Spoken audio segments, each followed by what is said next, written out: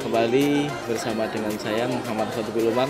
Dan hari ini ada yang spesial, yaitu kita belajar bersama dengan adik-adik dari SMP Simanjaya.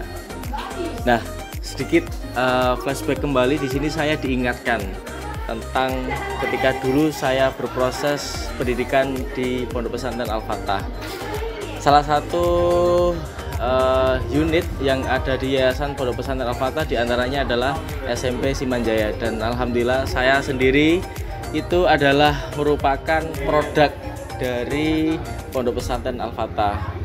Alhamdulillah, namun hari ini ada yang spesial.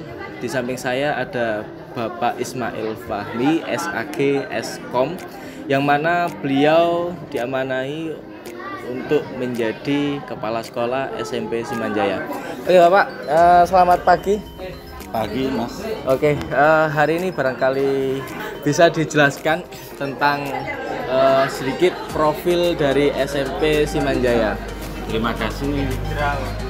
SMP Simanjaya merupakan salah satu lembaga di Yayasan Pondok Pesantren Al-Fatah yang mungkin paling lama berdiri, tahun 1976. Nah, SMP Simanjaya yang dulu adalah sekolah reguler yang tidak ada integrasi pondok pesantren, namun mulai tahun 2012 ya, itu terintegrasi dengan pondok pesantren. Jadi program sekolah dengan pondok pesantren terintegrasi dengan sekolah, jadi satu manajemen, sehingga program sekolah maupun pondok pesantren bisa berkesinambungan, bisa terjalin dengan baik, tidak ada tarik ulur antara program sekolah dengan program pondok.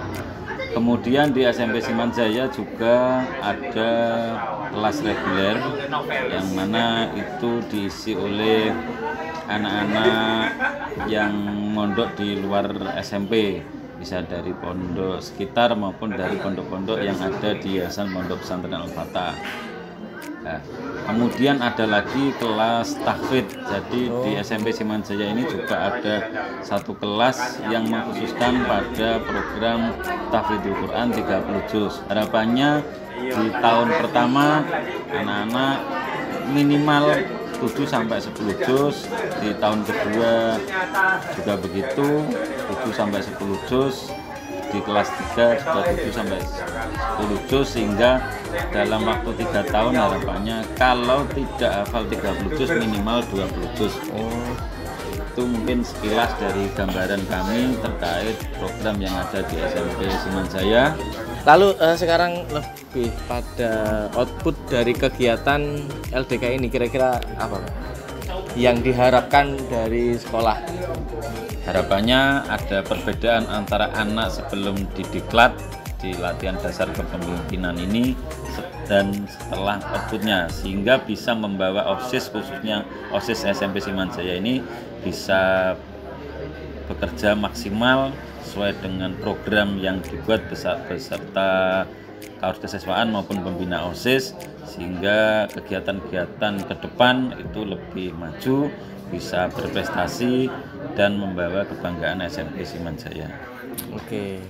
Mudah-mudahan kami dari tim Quality Indonesia bisa mengaplikasikan apa yang telah diharapkan oleh sekolah, dan mudah-mudahan nanti proses berjalannya LDK bisa berjalan dengan lancar dan bisa mencetak kader-kader yang berkualitas. Amin amin ya rabbal alamin. Baik, mungkin itu dulu Pak. Terima kasih. Kapan-kapan kita sambung lagi. Terima kasih Mas. Ya, oke, sama-sama. Siap. Amin amin.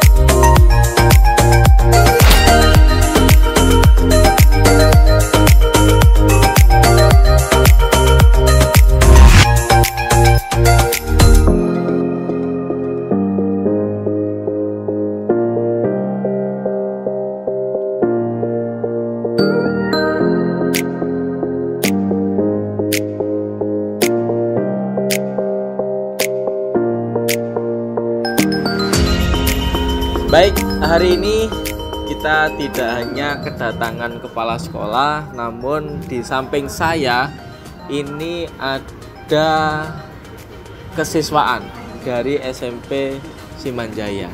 Oke, lebih lanjut kita menelusuri bagaimana serunya sekolah di SMP Simanjaya bersama dengan Bapak siapa? Boleh perkenalan terlebih dahulu. Nama saya Mudakir Ahmad, asal dari Kecamatan Turi Lamongan. Kebetulan ditunjuk kepala sekolah untuk mengajar di sini dan membidangi di bidang kesiswaan. Ketika kami diwasrai diberikan amanat untuk menjadi kesiswaan di SMP Simanjaya, ini adalah sebuah kehormatan dan harus saya laksanakan dengan sebaik-baiknya, mengingat di sini ini adalah lingkungan pesantren. Oleh karena itu seluruh kegiatan, baik kegiatan akademik ataupun ekstrakurikuler, semuanya berbasis pesantren. Kegiatan yang berbasis pesantren itu yang mendominasi di SMP Simanjaya. Bisa dilihat dari kegiatan ekstrakurikuler. Di sana ada kegiatan ekstrakurikuler Banjari, ekstrakurikuler MKK. Oke, jadi panjenengan yang membidangi di bidang kegiatan-kegiatan soft skill dari siswa. Bagaimana siswa nanti itu bisa mengembangkan potensinya dengan kegiatan-kegiatan yang ada di SMP Simanjaya, gitu Pak ya? Iya. Lebih konkretnya. Baik, mungkin bisa sedikit dijelaskan tentang kegiatan apa saja yang ada di SMP Simanjaya dan beberapa prestasi dari SMP Simanjaya. Dari kegiatan ekstrakurikuler yang sudah saya sampaikan tadi, alhamdulillah telah menghasilkan beberapa prestasi yang dicatat oleh SMP Simanjaya. Seperti halnya kemarin di bidang umum, kegiatan ekstrakurikuler bidang umum, drum band Laskar Al-Fatah SMP Simanjaya itu sudah 2 kali juara provinsi. Juara berapa? Juara provinsi 2 kali. Yang pertama itu tahun 2018, juara ketiga festival drum band se-Jawa Timur di Kabupaten Tuban, dalam rangka hari jadi Kabupaten Tuban. Dan kemarin 2019 bulan ini November kemarin mendapat juara 2 se-Jawa Timur, sama juga dalam rangka hari jadi Kabupaten Tuban. Kemudian kemarin juga di bulan Oktober kemarin, karena kita itu berbasis pesantren, di sini kan ada madrasah jiniyah. Kemarin kita mengikuti lomba Qiraatul Kitab. Nah, itu se-Lamongan Bojonegoro, alhamdulillah mendapat juara 3. Karena kami bersyukur karena Mbak ini baru pertama kali. Baru yang lomba, juara baca kitabnya pertama kali ya? Baru pertama kali ikut lomba baca kitab kuning dan mendapatkan juara 3. Oh, keren banget. 3. Kemudian kemarin kita juga ikut lomba juara 2 Tartil Al-Quran se-Kabupaten Lamongan di Pondok Pesantren An-Nur Kembang Bau Lamongan. Dan masih banyak lagi. Itu baru informasi terkini yang hari ini tahun 2019 bulan November. Itu informasinya. Belum kemarin dan kemarinnya lagi, tahun yang kemarin beberapa prestasi pastinya sudah banyak diraih oleh SMP Simanjaya. Sehingga untuk panjenengan yang mempunyai anak-anak di rumah, ayo monggo silakan dipondokkan atau disekolahkan di SMP Simanjaya. Jangan khawatir, mereka akan dididik bagaimana caranya bisa mengembangkan skill, bagaimana caranya mengembangkan soft skill. Seperti itu Pak ya? Sedikit promosi lah, gak apa-apa ya. Oke, selanjutnya mungkin sedikit harapan terkait masalah kegiatan yang sekarang dilakukan, yaitu LDK, yang mana siswa-siswi telah sedikit banyak dididik tentang atau diberikan informasi di diklat bagaimana caranya menjadi seorang pemimpin dan menjalankan sebuah organisasi OSIS yang ada di SMP Simanjaya ini bisa dengan baik, memunculkan program-program kerja yang baik, yang bisa fungsioner dan bisa lebih banyak mengembangkan potensi yang ada di SMP Simanjaya. Barangkali gimana Pak? Kira-kira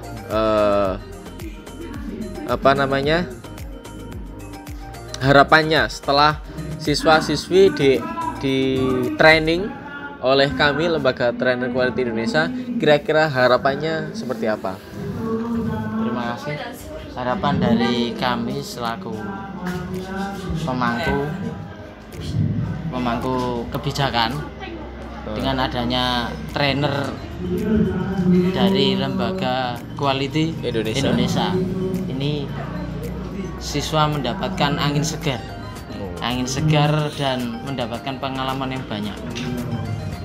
Karena di tahun-tahun kemarin belum pernah mengadakan seperti ini, dan baru kali tahun ini dari SMP Simanjaya mendatangkan secara khusus para trainer-trainer profesional dan handal dengan tujuan mereka dapat pengalaman, mendapatkan ilmu dari para trainer. Karena yang paling penting dalam menjalankan kepemimpinan itu adalah mereka mempunyai karakter building, mereka mempunyai karakter yang baik, sehingga nantinya ketika mereka menjalankan roda kepengurusan di organisasi siswa intrasekolah maupun di majelis perwakilan kelas MPK, mereka bisa berpikir dewasa, mereka mempunyai jiwa-jiwa kepemimpinan, mereka dapat menjalankan tugas yang telah diamanatkan oleh Bapak Kepala Sekolah, dengan tujuannya seperti itu tadi. Karakter buildingnya mereka itu agar terbangun. Oke. Semoga kami dari Lembaga Training Quality Indonesia bisa membantu sekolah SMP Simanjaya terkait masalah yang diinginkan tadi ya. Terima kasih amanah yang telah diberikan kepada kami untuk bisa mendidik para siswa-siswi SMP Simanjaya. Semoga yang diinginkan tadi bisa kami realisasikan dan kami berikan kepada anak didik yang ada di SMP Simanjaya. Mungkin itu dulu Pak, sementara. Nanti lain waktu kita bisa bertemu lagi dan sharing-sharing terkait masalah kegiatan-kegiatan yang sangat keren-keren yang ada di SMP Simanjaya. Siap, kita sambung lain waktu lagi. Kita lanjut ke wawancara selanjutnya dengan para trainer-trainer yang dari Quality Indonesia. See you.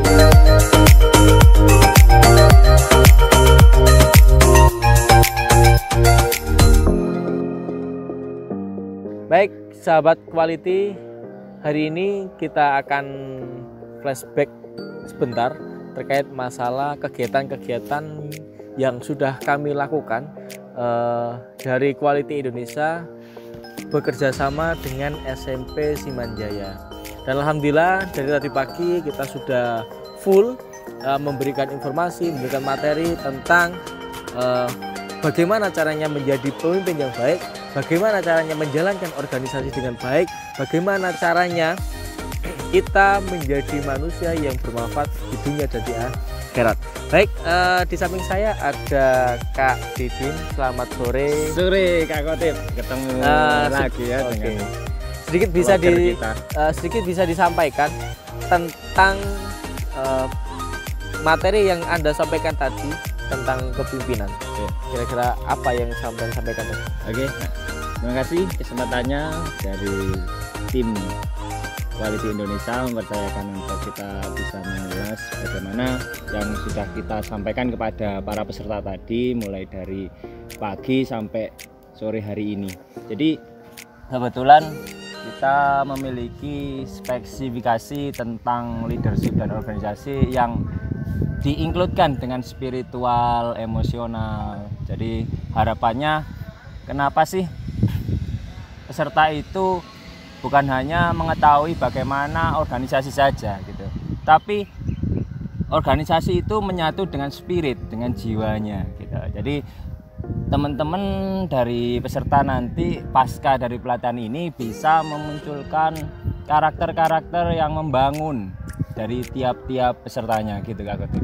Nah, Oke, itu kan apa ya, output dari yang kita inginkan. Iya. Namun mungkin pemirsa itu ingin mendengarkan kira-kira apa ya sebenarnya tipsnya bagaimana menjadi pemimpin yang handal. Bagaimana caranya bisa menjalankan sebuah organisasi. Ya.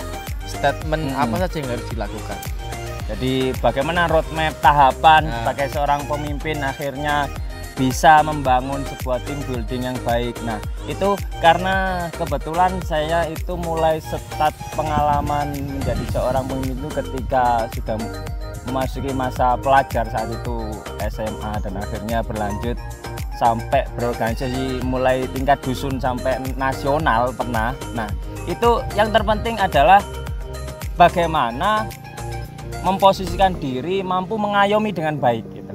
Jadi saya tadi dengan peserta ketua OSIS-nya itu saya jadikan bagaimana mampu untuk bisa berinteraksi secara baik, mampu mengenal. Nah, ketika hubungan emosional ini sudah menyatu, akhirnya anggota peserta ini tanpa harus dikerasi, tanpa harus dikasih uang atau apapun award-award yang diinginkan oleh ketua sang pemimpin ini mampu akan tergerak tersendiri seperti itu Kak Kodes. Sudah sefrekuensi ya.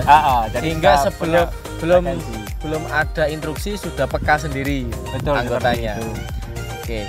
Lantas setelah kira-kira kiat-kiat untuk bisa menjalankan sebuah organisasi yang jelas para pendengar ini tidak semuanya itu menjadi pemimpin dalam organisasi. Nah, maka kalau menjadi anggotanya, kira-kira bagaimana memposisikan diri? Oh, saya ini anggota, saya bagaimana caranya bisa memekakan diri saya untuk masuk di organisasi? Karena saya juga bukan langsung dalam organisasi selalu menjadi seorang ketua, saya lebih banyak menjadi seorang pendengar yang baik, anggota yang baik. Nah, di situ seorang pemimpin itu tidak harus punya tahta, punya jabatan menjadi ketua. Nah, bagaimana setiap anggota ini adalah kepemimpinan yang terjalin, itu pasti akan mampu untuk merumuskan sebuah organisasi yang baik gitu. Jadi saya kalau memposisikan sebagai seorang anggota pengurus itu pasti ingin mendengar bagaimana yang disampaikan oleh pemimpin gitu. Tapi tidak menunggu apapun yang diinginkan oleh pemimpin. Kita bisa mengusulkan gitu. Nah, itu kan sebuah falsafah dari musyawarah kita sebagai negeri berbangsa ini dengan permusyawaratan. Seperti itu Kak Kodes. Baik, bisa ditarik kesimpulan bahwa pemimpin dan organisasi ini satu kesatuan yang harus dijalani oleh seorang pelajar. Dia bisa dikategorikan menjadi seorang yang sukses apabila dia bisa merealisasikan dirinya menjadi pemimpin atau menjadi dirinya sendiri, bangga dengan dirinya sendiri dan bisa mengembangkan potensinya, dan potensi itu bisa bermanfaat untuk orang banyak. Intinya seperti itu Kak. Sedikit banyak seperti itu ya. Baik, mungkin sementara itu dulu yang bisa kami sharingkan hari ini kepada jenengan semuanya. Mudah-mudahan bermanfaat dan bisa menambah wawasan kita bersama. Belajar, bergerak, berkarya bersama dengan Quality Indonesia. Oke.